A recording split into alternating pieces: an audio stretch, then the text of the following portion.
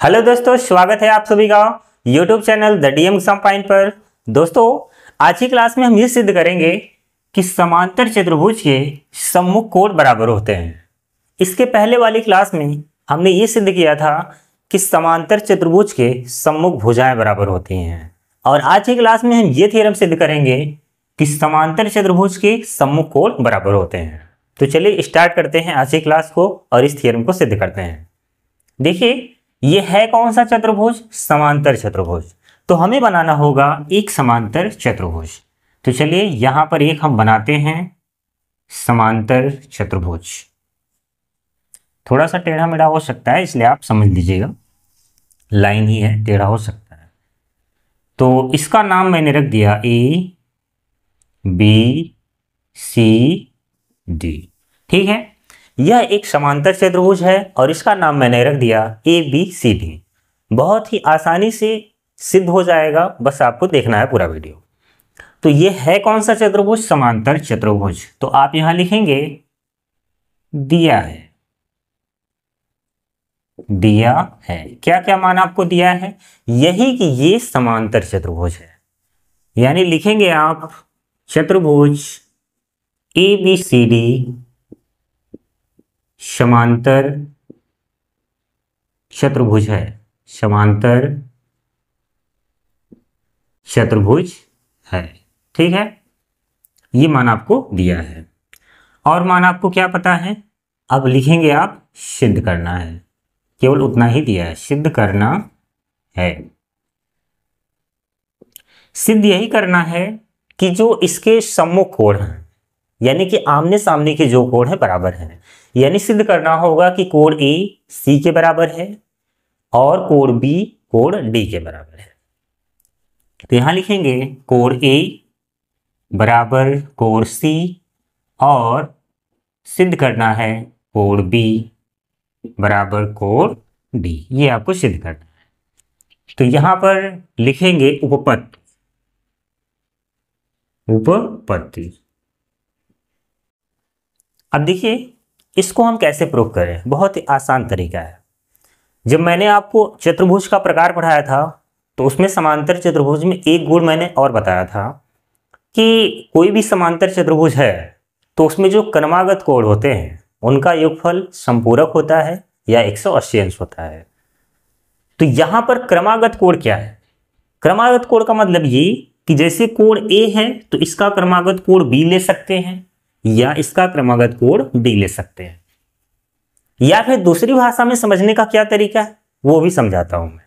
जैसे मान लीजिए दो लाइन पैरेलल है, दो रेखा समांतर है और कोई तिर्यक रेखा इन्हें काट रही है। तो जो अंतः कोण होते हैं, अंतः कोण, इनका योगफल संपूरक होता है, यानी कि 180। अगर हम इस कोण को 1 नाम दें और इसको 2, तो हम कह सकते हैं कि कोण 1 प्लस कोण 2 का जो सम होगा 180 डिग्री होगा। तो ये चीज यहां भी लागू होगा। क्यों? क्योंकि ये समांतर चतुर्भुज है तो सम्मुख भुजाएं समांतर होंगी। सम्मुख भुजाएं समांतर मतलब ए बी सी डी के समांतर होगा। अगर हम तिर्यक रेखा ए डी ले ले तो इसका मतलब ए और डी अंतः कोण होंगे, तो इनका योगफल 180।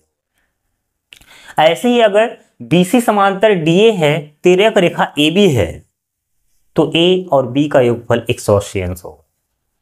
तो ये समीकरण आप तैयार करेंगे और इसका सॉल्यूशन कंप्लीट हो जाएगा। तो चलिए देखते हैं।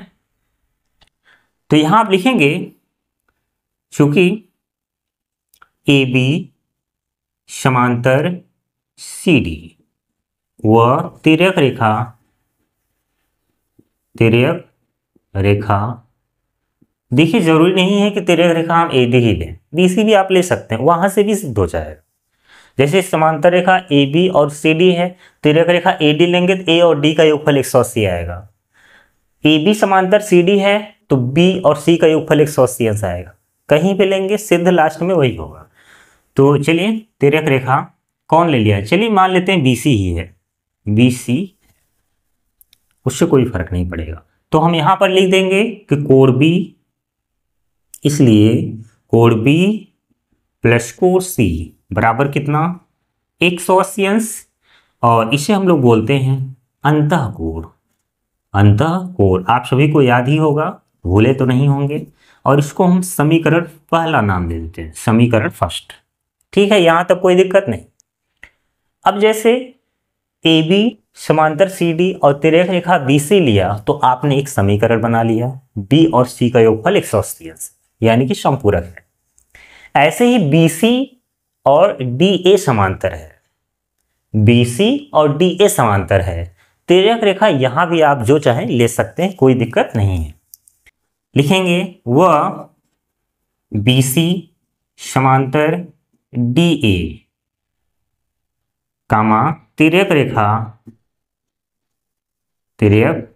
रेखा कौन ले लिया जाए, चलिए बी सी ही ले लिया जाए। नो, कौन कौन सा है समांतर रेखा इसमें, बी सी समांतर डी ए, तिर्यक रेखा चलिए ए बी ले लेते हैं। ए बी कोई भी ले सकते हैं, जैसे बी सी समांतर डी है, तिर्यक रेखा ए बी लीजिए या सी डी। अगर ए बी लेंगे तो ए और बी का योगफल 180 है, तो यहां हो जाएगा। इसलिए कोण ए प्लस कोण बी बराबर कितना होगा, 180 अंश, और इसे भी बोलेंगे अंतःकोण, अंतःकोण। ठीक है, और इसको हम समीकरण नाम देंगे 2। यहां तक कोई दिक्कत नहीं होनी चाहिए। अब देखा जाए दोनों इक्वेशन में राइट हैंड साइड इक्वल हो चुका है, और दो समीकरण में अगर एक साइड इक्वल हो जाए तो दूसरा साइड अपने आप बराबर हो जाता है। तो यहां हम लिखेंगे समीकरण फर्स्ट व सेकेंड से, समीकरण फर्स्ट व सेकेंड से क्या हो जाएगा बताइए, कोण बी प्लस सी बराबर कोण ए प्लस कोण बी। ठीक है, अब कोण बी प्लस सी बराबर कोण ए प्लस कोण बी है, तो यहां कोण बी दोनों पक्षों में है, कट गया, तो इसको हम काट सकते हैं, ये कट गया। तो क्या बचा, कोण सी बराबर कोण ए, और ये आपको सिद्ध करना था जो आ चुका है। देखिए कोण ए बराबर सी। ठीक है, जैसे कोण ए बराबर सी है वैसे कोण बी बराबर डी भी आ जाएगा, उसमें कोई दिक्कत नहीं है। अब जैसे कोण बी बराबर डी लेना है, यानी कि ये जो कोण है इसके बराबर है, तो कोई दिक्कत नहीं है। आप जैसे a प्लस बी बराबर 180 अंश हो जाएगा, ऐसे ही a और d 180 जैसे ही बराबर करेंगे b और d आ जाएगा। तो लाने के कई तरीके हो सकते हैं, आप जैसे चाहे ला सकते हैं। इसी प्रकार कोण b बराबर कोण d, और लास्ट में आप क्या लिख देंगे, इति सिद्धम, यानी कि हैंस प्रूव्ड।